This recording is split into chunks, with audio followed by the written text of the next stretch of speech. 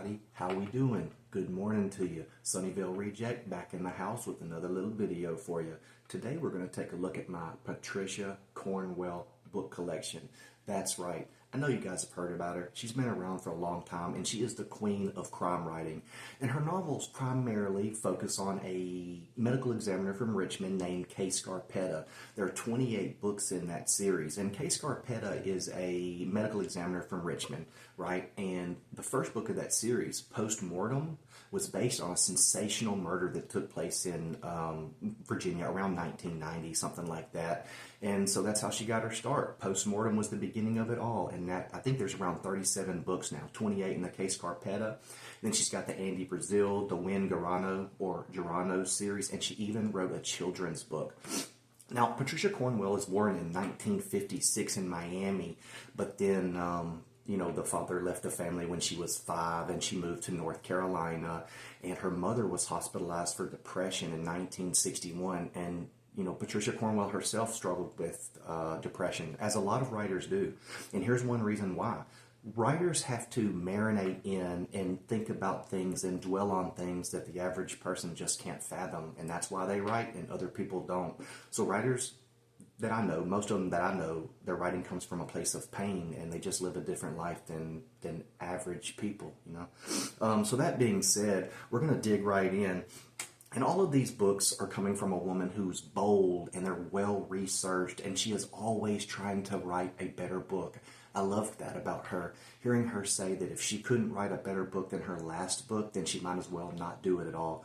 I think that said a lot. That spoke volumes. And, as far as my own work, Blame Forest, my first book actually just became a finalist in the 2024 American Legacy Book Awards for poetry, contemporary poetry, and I'm so honored.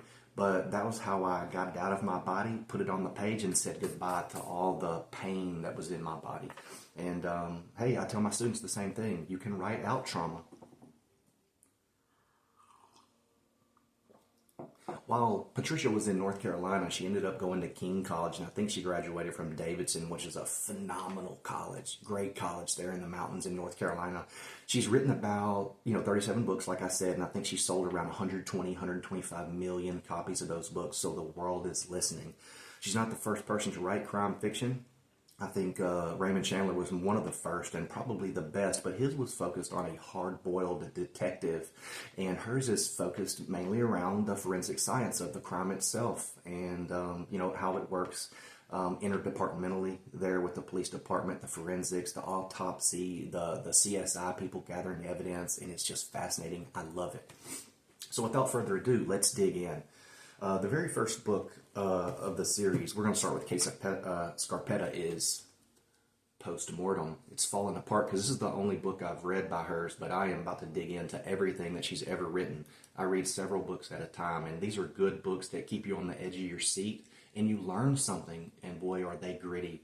She does not hold back. So this is Postmortem, and this is the one that started it all. As you can tell, this one has been read. I carry it everywhere with me, and it's starting to fall apart. Under the leafy cover of night in Richmond, Virginia, a human monster moves undetected, leaving a gruesome trail of stranglings that has paralyzed the city. So there have been 3 stranglings, and the book picks up with the 4th. There you go. That's Postmortem, her first book, 1990.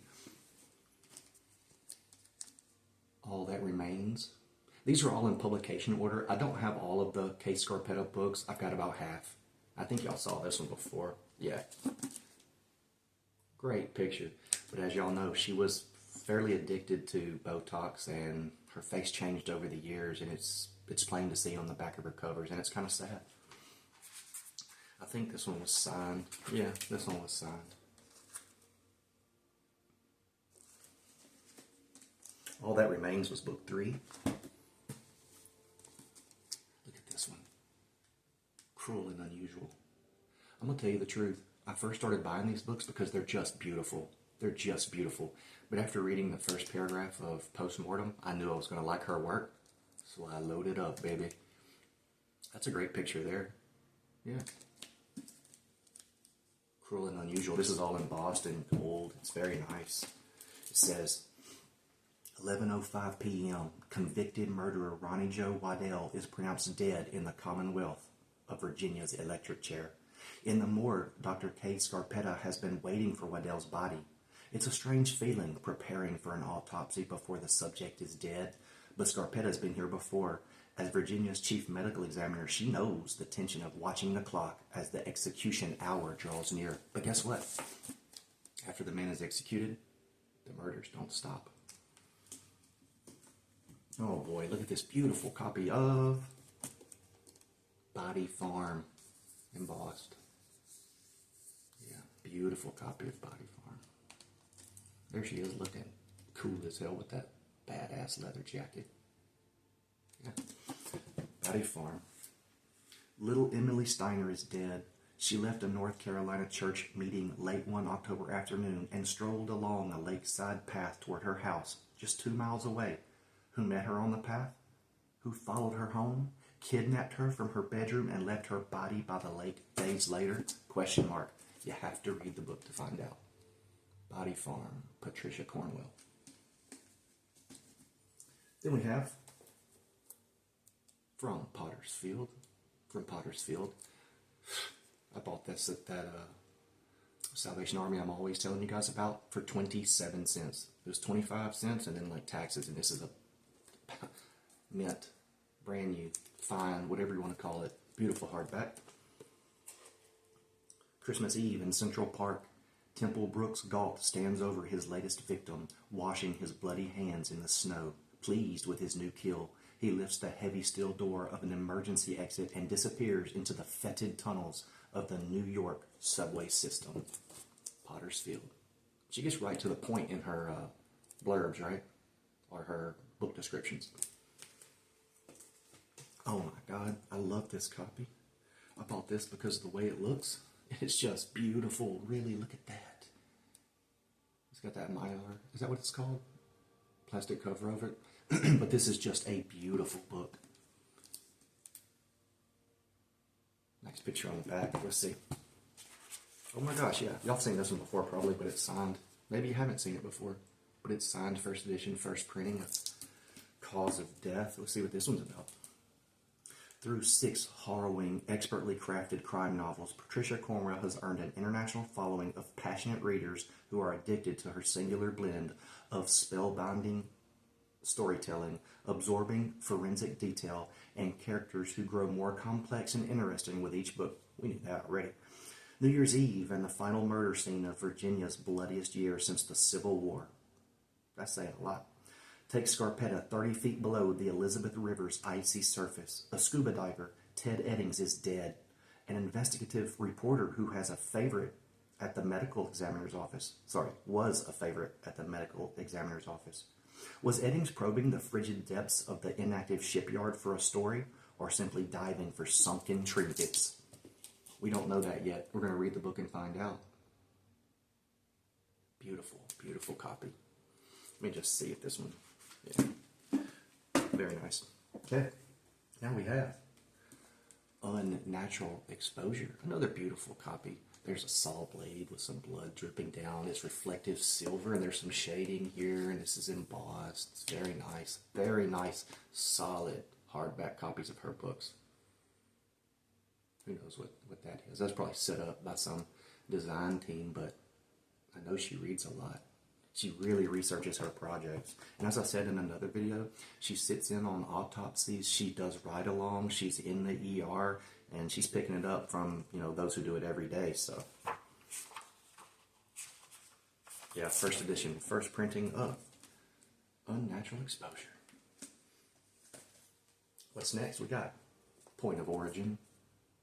Point of Origin. This is a smaller hardback. Is she changing there yet? No, probably not. So this is Point of Origin. What's this about? Patricia Cornwell retains that finer Dickensian indignation with the ways of the world that has been neglected by the small landscapes of much so-called serious writing.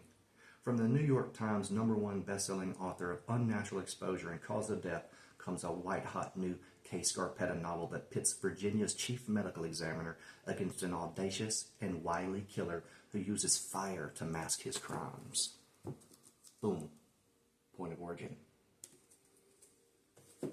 Oh, y'all seen this one before? I love this one. Again, I bought it because of the cover.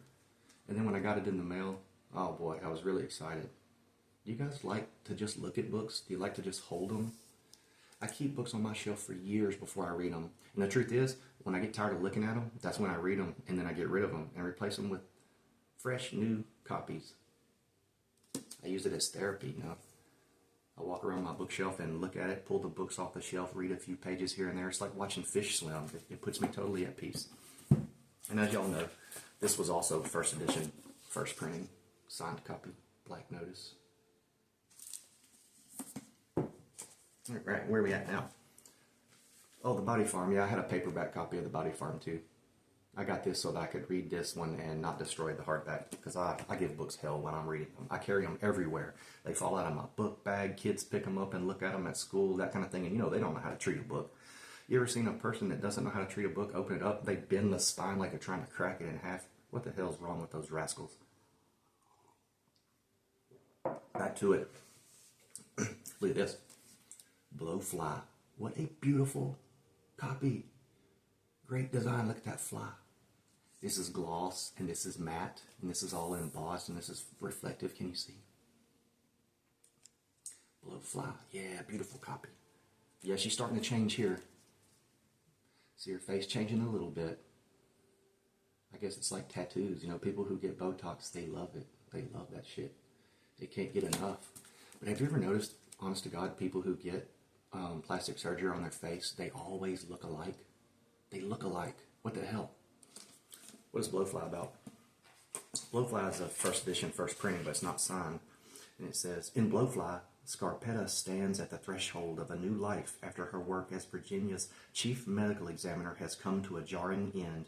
At the close of the last precinct, she knew she would have to leave Richmond if she were to find any peace. She feared that she was about to be fired by the governor. More alarming, she was hounded in the media and in the courtroom for what some claimed as her involvement in the murder of a deputy police chief. So Scarpetta packed up her belongings and set out for the warmth and solace of the Florida sun. That's right, baby. Come down south and relax on the beach here. It helps you. It helps you, I'm telling you. Listening to the waves, closing your eyes, feeling the warmth of the sun. It's good for the spirit. We have our crime too. West Palm Beach, where I live, is a very dangerous city. Beneath the surface, on the surface, it's beautiful and affluent and lots of Art Deco stuff. But deep down, there's a shady side, and it's spooky and scary if you watch the news. Trace. Another beautiful book. Look at this, would you? Excuse me. This is all embossed. This, again, is reflective. She knew what she was doing, right? This looks like a shiny lure trying to draw a fish's attention in the clear stream or something like that. But it does me. And when I see it on the shelf, or you know how they put those displays and they're forward facing, I flock to this. I run to it. I gotta look at it. I gotta check it out. Think about that. Get people's attention first, and then have some catchy blurb in there that makes them want to, okay, so they're looking at it, okay, that's great. They open it up, they read the description. Great, I love this. They read the blurb on the back, and if all three of those things check out, they'll give your book a chance. And then from the very beginning, you got to catch their attention and hold it. And as Poe said, in the 1800s, that's very difficult to do. This is Trace. Changing a little bit. If I'm not mistaken, she's 67 years old now. After, I think in 2016, when her book Chaos came out, which was part of the Kay Scarpetta series, she said, screw this, I can't do this anymore. I don't want to do it anymore. She basically said she was going to quit writing. It was 5 years before she wrote her next book, which is, let's see, it was Autopsy. So Chaos came out in 2016, and she was like, F it, I'm done. And it was a 5-year hiatus or break in 2021 when she came back to write Autopsy. But, for her fans, that was probably, really disturbing to them to think they wouldn't get another Cornwell book, but she couldn't help herself. She wrote more and more and more after that. Here's the last book of the Kay Scarpetta series that I have. It's called Predator. And again, this is all embossed. This is really cool. There's an image under there. What is that? Is a man's face or something? Yeah, that looks like a wrinkled forehead, nose and stuff. Like Blowfly, really.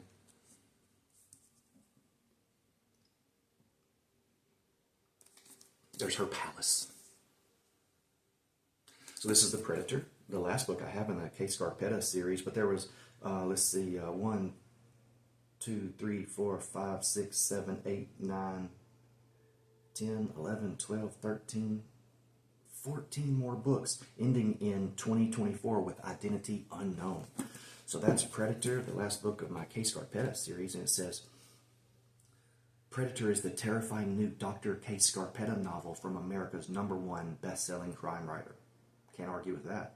Scarpetta, now freelancing with the National Forensic Academy in Florida, I'll get it, don't worry, digs into a case more bizarre than any she has ever faced, one that has produced not only unusual physical evidence, but also tantalizing clues about the inner workings of an extremely cunning and criminal mind, which is really cool.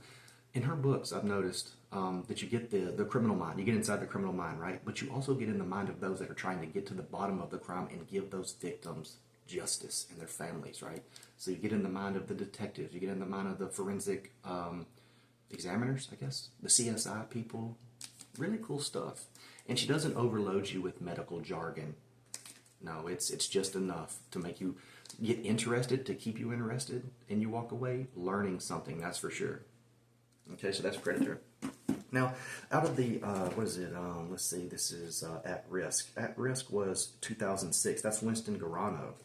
There's 2 books in this series. I only have the one. This is a shorter hardback than some of the ones we have seen, but another really cool cover.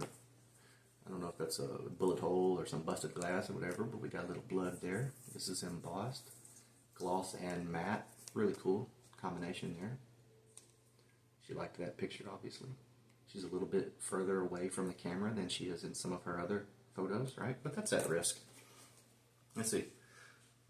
As Massachusetts state investigator is called home from Knoxville, Tennessee, where he is completing a course at the National Forensic Academy, his boss, the district attorney, an attractive but hard-charging woman, is planning to run for governor, and as a showcase, she's planning to use a new crime initiative called At Risk. Its motto, any crime, anytime. In particular, she's been looking for a way to employ some cutting-edge DNA technology. Oh boy. DNA technology, man. That changed everything, right? But remember this, DNA is no good without a suspect. So sometimes that DNA sits in the evidence, whatever you want to call it, for a long time before they find a suspect to try to get a match from. Boom. At Risk. Now this is from the Andy Brazil series. These are the last 2 books I've got to show you. Let me get a sippy poo. Just coffee. There's let's see, there's Hornet's Nest, Southern Cross, and Isle of Dogs, and this is the Andy Brazil, Judy Hammer books, right? So we'll start with Hornet's Nest. Got a little paperback version of this book for 25 cents. 25 damn cents, man. At the Salvation Army owned military, just south of Belvedere, just north of Gun Club. Great place if you're in West Palm Beach to find books. Great place to donate books too. What the heck is this here? Some sticker. There she is again. This is Hornet's Nest. Beautiful little paperback. All right, we're going to end with Southern Cross.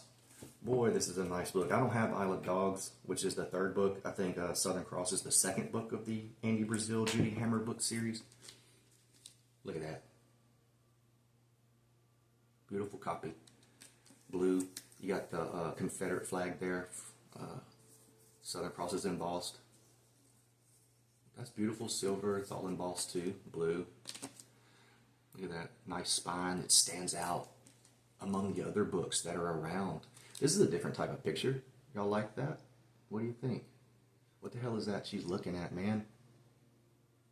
Was that Greek, Latin, or is that music? We don't know. So let's see what Southern Cross is about. Again, this is a 1st edition, 1st printing. Let's see. Okay, so here we go. In Southern Cross, Cornwell takes us even closer to the sometimes zany but always threatening experiences of big city police in a story of corruption, scandal, and robberies that escalate to murder. This time the setting is Richmond, Virginia.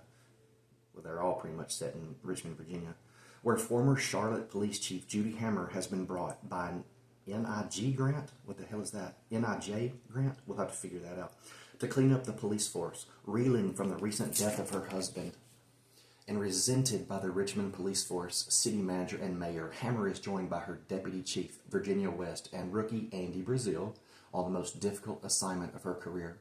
In the face of overwhelming public scrutiny, the trio must find the link between the desecration of Confederate President Jefferson Davis's statue and the brutal murder of an elderly woman. That's right, y'all damn well better get to the end of that. That is Southern Cross by Patricia Cornwell. And that is my final book in my Patricia Cornwell collection. If you've ever read her books and you have any comments, I'd love to hear them. If you never have read anything by her, I suggest starting with Postmortem. It's a phenomenal book that just keeps you wanting to read it and turn the pages, and that's all we can ask of a book. That's that. I'm not going to keep you guys any longer.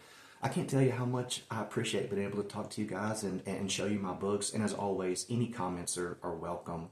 Listen, guys, have a wonderful day. I'm going to shut my mouth. You guys stay cool and keep reading.